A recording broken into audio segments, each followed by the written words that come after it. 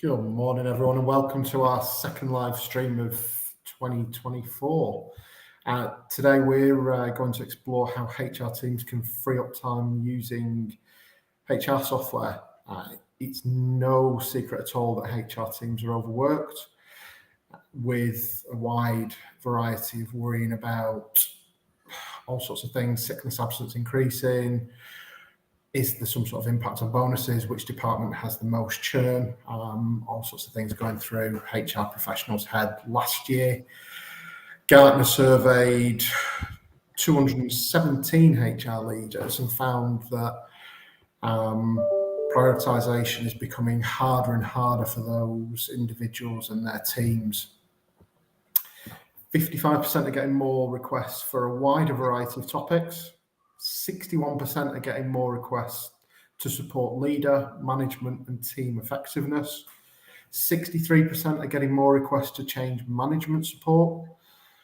60% said prioritization is getting harder and harder. And frankly, I'm not surprised with kind of the workload that I see from HR professionals. More requests, simply a drain on time. To address this, Gartner reported that many HR teams are reducing manual processes and finding ways to reduce errors in their work. Simply put, they're digitizing. Technology is increasingly integral to HR delivery. The fact that 46% plan to increase investment in this area, and of those that have digitized the process, 16% say they've improved employee satisfaction, and 23% has positively improved the responsiveness to employee needs. So overall, it's having a really strong impact digitizing across the board for HR professionals. So today we're going to look at the key reporting asks received by HR departments, the ones that drain the time, the ones that can be automated with the right tools. I'm James Kenyon, and today I'm joined by our HR Director, Lizzy Barry, and our HR product expert, Stuart Bate. Morning, James. Morning. Morning. So, Lizzy, talk to me about reporting. Where are the time drains for a typical HR department in your experience, and the challenges getting that information together?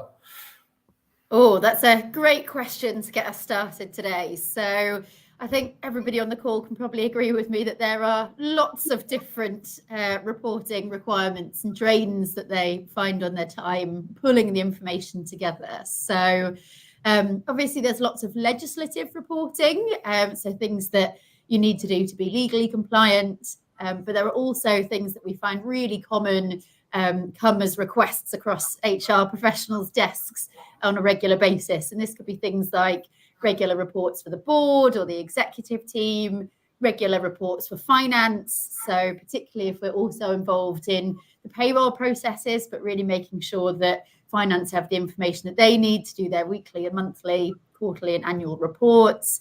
Obviously making sure that actually we are being able to report on HR as a department. So being able to show that HR itself is doing what we need it to do.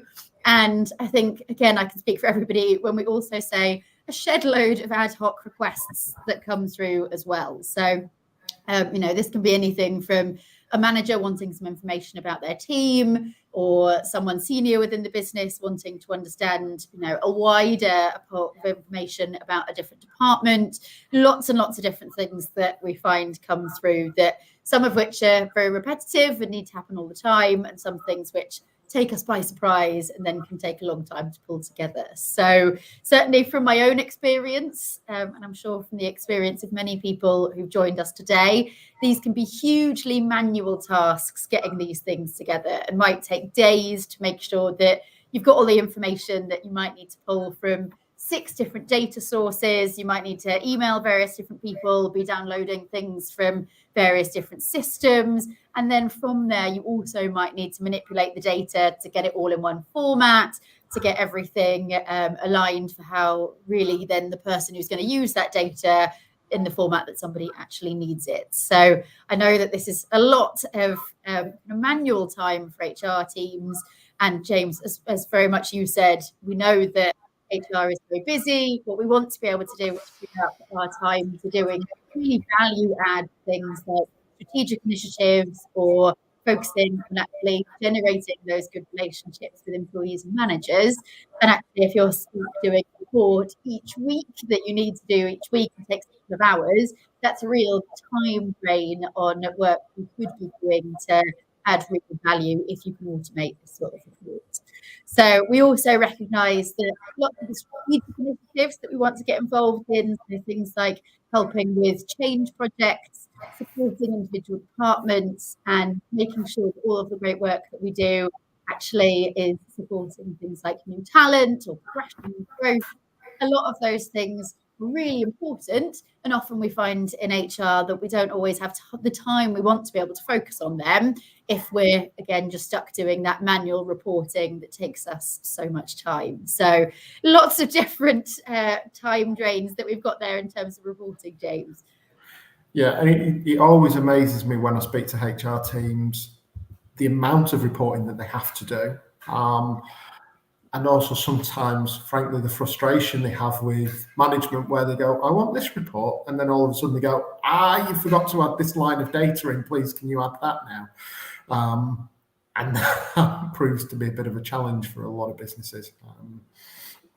And so I guess you kind of have to also consider the distribution of that data and that reports and kind of doing it in the safest way. How does that kind of work usually, Lizzy, and what are the challenges involved? Yeah, definitely. So really, obviously, very important to make sure that we are safeguarding the HR data that we have within the business. Of course, it's a legal requirement as part of our GDPR requirements. But also there are some horror stories of people sharing data. A personal horror story that thankfully wasn't me, but that I experienced at a previous company.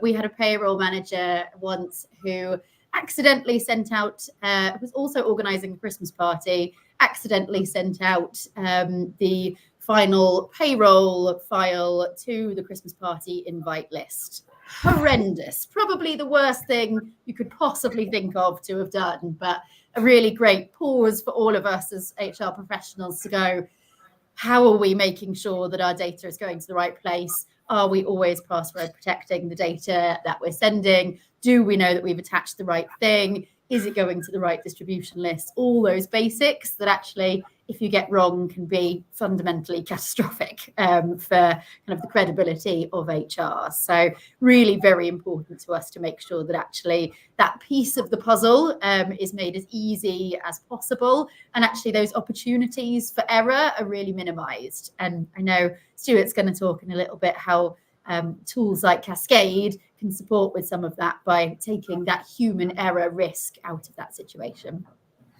Yeah, and that's actually quite a frightening prospect of the payroll going to the horrifying. As much as I'm laughing, I wouldn't want to be on the end of that at all. It's not ideal at all, and minimising that sort of risk, because the reality is we're all human, and human error does happen. I think that's the great thing about using digital systems to try and improve efficiencies and remove that potential for human error. Let's have a run through of the different types of reports you mentioned. Let's start with a typical workload around, let's say, a board report and the sort of data you'd need to kind of collate, get together, and where you kind of potentially would have had to get it from in the past. Yeah, absolutely. So obviously, depending on the different size of the business, really depends on the kind of reporting requirements that we see come in from the board or the executive or leadership team. But it tends to be at a minimum things like essentially a basic head count. So how many people have we got in the business at any particular time? How many starters and leavers we've had in particular areas of the business. Could be things like an update on salary spend versus budget, and things like departmental growth or cost savings, and then other areas that might be of key strategic importance to the board for them to know about. So this could be things like diversity and inclusion data, or if there are particular avenues where they want to see particular growth in a particular department or a particular reduction in employee turnover, then they can all be things that the board might want to see on a regular basis. And that can be particularly tricky to pull forward if, I know like many businesses, especially smaller businesses, previous companies I've worked at are keeping their headcount data on a spreadsheet. So actually then bringing that information together, making sure it's up to date, doing things like pivot tables and various different analysis to get those numbers, and ultimately making sure that you know that you've got all your new starters in, you know you've taken out all your levers. Doing things like that can take a really long time. And then, as you say, quite often the requester will come back and go, well, that's great, but can you show it to me in a different way? Or can you include this particular piece of data? And it can be really difficult to then integrate those two things together. So really, that's some of the critical things we see from a board pack perspective. But I know it can be a regular challenge for our HR teams. Yeah, and it's kind of, board packs are probably, fair to say, the biggest challenge that you experience as a HR team, to kind of collate and get a wide range of data, because you're trying to appease different stakeholders within the board and kind of get various bits of information together for them. Absolutely. So, Stu, do you want to pick up and show us how easy it is to kind of set up if all the data is in Cascade, and kind of how easy it is to distribute and collect the information? Yeah, absolutely. So obviously the beauty of Cascade is that live information that's being fed through. So the first thing that you can actually do for your board is set your dashboards to have a lot of the data that they need on a day-to-day basis. So that's the first thing that you can have. So things like cost of sickness or days lost, or as Lizzie said, the headcount status, all of that can all be fed in real time into this, onto their dashboard, so they can have that information whenever they need it. But also, in addition to that, then with the ease of the reporting within Cascade, you're going to be able to build those dashboard reports and schedule those to automatically come out. So the one that I've formatted, I've got an overall headcount report with some tables on my first tab within there.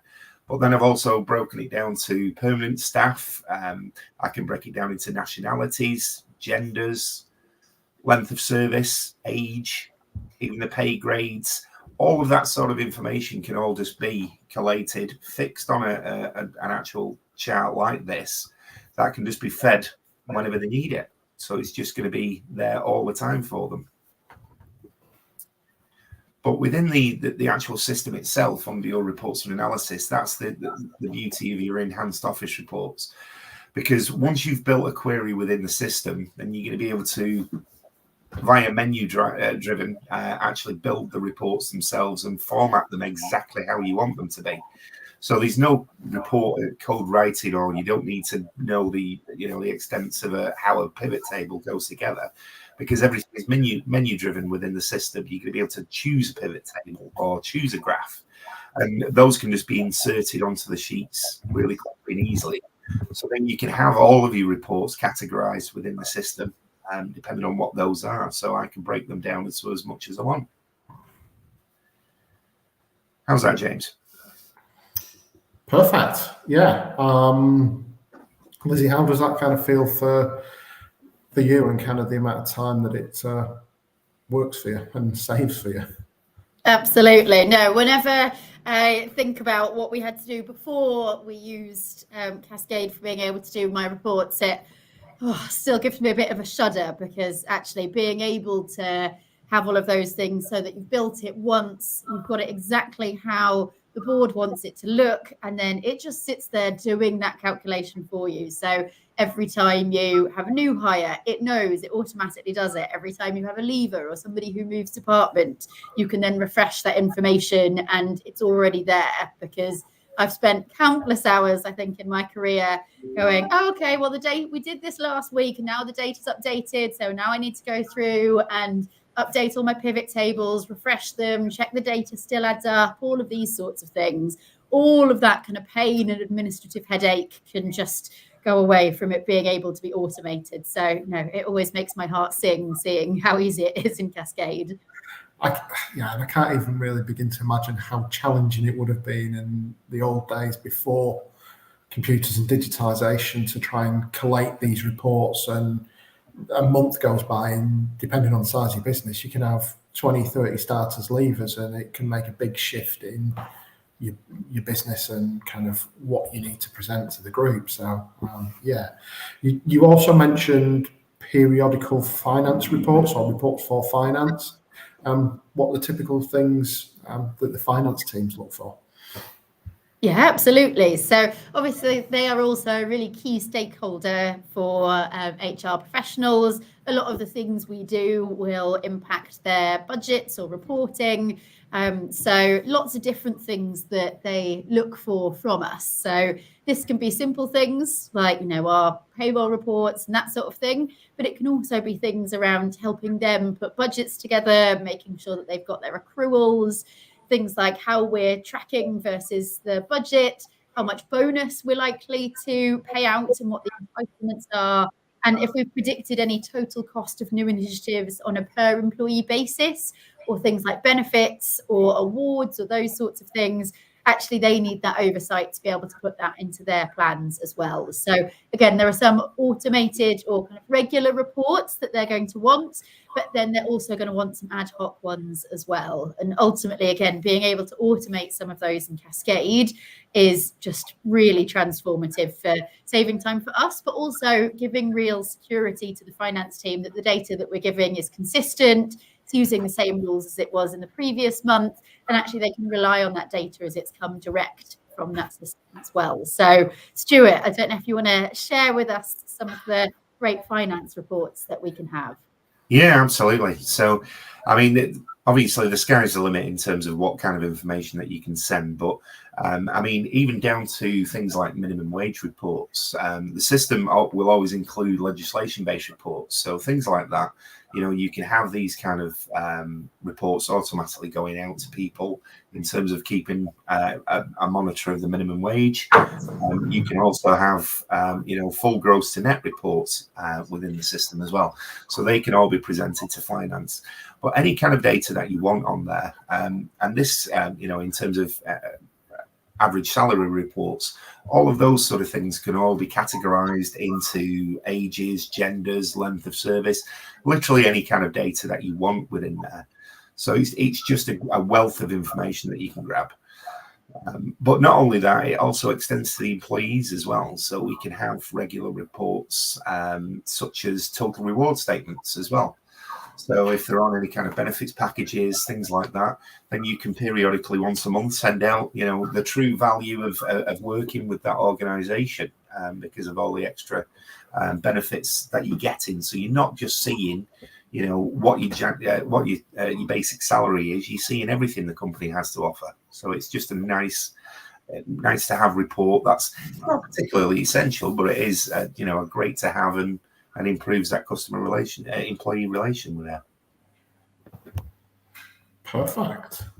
And presumably, Lizzy, you I'm looking at it thinking finance, but with Cascade having HR and payroll as one true system, you can pull bits of data from both areas and it makes collating finance reports even easier. I know we're going to move on to HR reporting, but that kind of sprung to mind as soon as Stu started talking about the finance side of things, because I know when teams have got two separate systems, that's a real challenge for them, certainly. So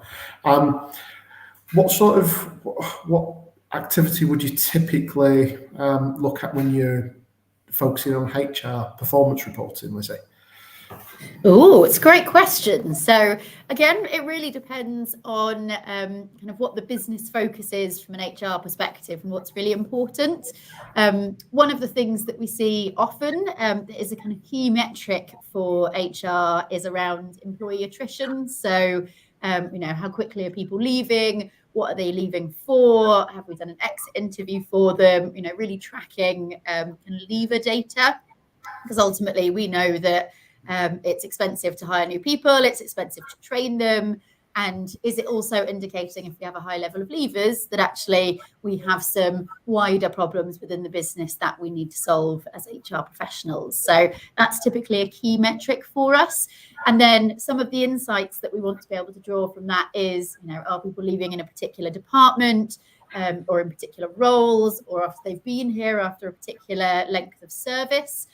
Really, really important, so that we can then be quite strategic in the way that we are putting our HR initiatives together to prevent those talented people from leaving the business. We also know that we report on things like progression. So are people using the training courses that we're offering? Are they having development discussions with their managers? Are they setting objectives? And are they doing things like actually being promoted into a new role? And can we easily measure how many people have been promoted in the last year, those sorts of things. So lots of different metrics that we use in HR, because we know it's been a real push over the last probably decade or so, making sure that IRIS itself is really data driven and that we're doing things based on what insights we can show and what the data supports. So really important that we can have that information at our fingertips as well. Fabulous. And Stu, do you kind of have anything you can show us on that? Yeah, absolutely. So from a perspective of obviously these reports, it's key that we've got the correct interfaces for collecting the data in the first place, and that can all be driven obviously by dedicated screens within Cascade. So when you have a dedicated levers screen like this, then you can be collecting that information immediately within the system. So if you can have your levers reasons, you can have full questionnaires and any kind of surveys that you want to send as well. So because you can do anonymous as well as name surveys in the system. So once you've actually collected all that data, then it's how you can present that to the board or for your own review at that point.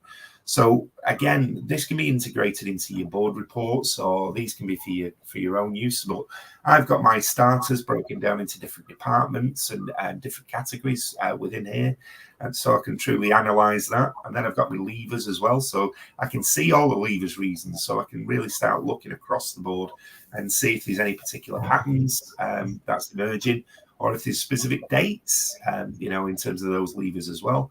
And then I can have a full analysis and comparison between the two as well. So I can have those pivot tables and graphs to just show me exactly what's going on during the course of the year. In addition to that, if we're also monitoring the employees themselves, then we've got those comprehensive appraisal and quarterly objectives and reviews, and also tie that into any kind of training that we've got. So with that, then we can start doing things like matrices where we can monitor those kind of capabilities, so we can see who the future leaders are of the business, and what kind of capability they've got, how they're scoring against whatever metrics that you want to set out. But on the opposite end of that spectrum, if you want to monitor who's underperforming and who needs the most support, then you're going to be able to have those in the system. You can even have alarms and triggers, for the managers to be monitoring who's, underperforming, so you can act, on a proactive basis rather than reacting to what's happened 3 months ago. Fabulous. There's a wide range of uses there, really, aren't there, Stu? You kind of apply that to all sorts of things, ranging from employee patterns to kind of management patterns, presumably. If you can see there's a number of levers in a certain team, you kind of can look at that as well. So absolutely. So kind of the last thing you touched upon, Lizzy, was ad hoc requests, and presumably historically these have been the particularly tricky things to get the data together for? Tell me a little bit about them and how this makes life easier. Yeah, absolutely. So ad hoc requests are obviously as they sound, so not necessarily predictable. You don't always know the sort of information that you're going to be asked, and that can then be particularly tricky because it might be something that's not kept in a system at all. It might be paper records, or it might be something where you have to spend a few hours going, well, I'm going to pull all of this data from different systems and having to go and ask people and collate all this information together in order to then provide it in a format that somebody wants it. So really, really useful. I think as Stuart's shown very nicely, that actually quite a lot of these things are things that either we can put on a dashboard so that the board or managers or people in particular areas of the business are able to access it live. So if it is a report that they might not need on a regular basis every month, for example, but actually is something that they need as and when, and then we can just empower them to pull that information direct from the system themselves. One of the other things that's really worth emphasizing is Cascade's ability to be able to set scheduled reports. So if you know that a particular period of time or once every 6 months, somebody wants to get a particular report, then you're able to send that report to them with a kind of introduction sheet, set a particular password, set who that goes to, and then you don't have to think about it because that's already there. And likewise for the ad hoc reports. So I think me and my team are pulling ad hoc reports on a daily basis, and Cascade just makes it so easy because you're able to go in and say, this is the information I need, just pull it down from a menu. Do I want to filter out any particular keywords, or, filter in or filter out a particular office location? Do I want to exclude anybody with a particular job title? All of those sorts of things are so customizable when you need to have all of that information in one place. And ultimately, one of the most helpful things is that you also know it's true to the time that you're pulling it. So you're able to say, I want the data as of today or a month ago or a year ago. And you can also see change data. So you're able to say a year ago and versus today, what were people's job titles or what salaries were people on, or those sorts of things. So often in the past, I found that change reports were some of the most tricky ones to pull that we got as an ad hoc request, because if you were just overwriting a spreadsheet every month for some headcount data, it would be very difficult to know, well, actually 3 months ago, we had this many people with this job title. So really, really helpful to be able to automate those. I've also spoken a little bit about actually how we can then use some of the insights of that reporting. And Stuart spoke really nicely about some of the ways that we can delve into the reporting on leaver data. One of the really nice things that we can then use Cascade to do is to survey employees about key topics or areas that are really important to them. And then we can generate reports from those surveys. So not only are you able to get that data about things that are happening, you're also able to pull those reports on actually survey data that you've collected. So it doesn't just give you that one-stop shop of the report, it actually then enables you to do something about that as well. So Stuart, I'm hoping you can share us the well-being. It's a well-being survey is a nice example of one of those. Yes, absolutely. So obviously, as you mentioned, you've got your enhanced office reports, you've got the query builder within the system. So any kind of data that you need to pull out, quickly and easily, you're going to be able to do that. But I think surveys are quite a key thing for employee feedback. You've got to be getting that feedback, and finding out how the business is doing, that sort of thing. So within the system, you can schedule, any kind of surveys, whether that's based on well-being, whether that's based on PDRs or even training courses, to get that feedback. Getting that feedback is the key. And you can have anonymous as well as named surveys in there. So you can design these to be exactly how you want them to be. So I've got a well-being survey within the system here. Very basic one initially, but just to show you the kind of things that you can expect. So you can have things like text boxes, you can have radio buttons, drop-down lists with menus, checklists, literally anything that you want in there. And then you can decide whether or not those questions are mandatory or optional as well. So in order to get that data, obviously they can fill this out, and you're getting that information in real time as soon as they're being submitted. So you can run your reports, you can end your surveys on a particular date, and then be getting all that nice data back for you to be able to action at that point.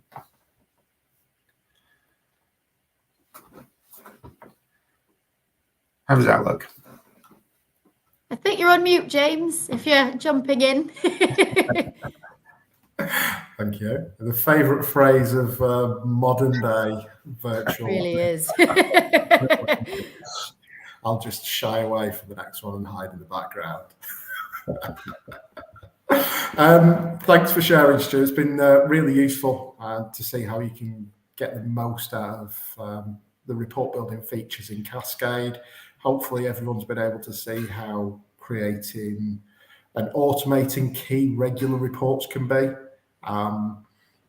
Automating them reports to the correct people, how it can alleviate some of the pressures from the HR team who keep getting bombarded with data requests all the time. And the survey function is a great little feature because almost every business I speak to nowadays looks for pulse surveys and things like that in one way, shape or form, and they can be used in a multitude of different systems with SurveyMonkey or Peakon or whatever. Whereas if you can centralize it within your HR database, you know you go into the accurate people, the right departments, with a little less fuss and a little less stress. So it's been very good. If you are watching and you want any further details on Cascade, head over to the website and have a look, have a bit of a browse around. We're more than happy to support with a demo at some stage. And if there's something specific you want, pop in a contact us request and one of the team can get in touch and help you and kind of facilitate a bit of a more deep dive view with Stu into the system. So thank you very much for joining, Stu, Lizzie. Thanks for your time, everyone. Thanks, everybody. Bye now. Have a great day.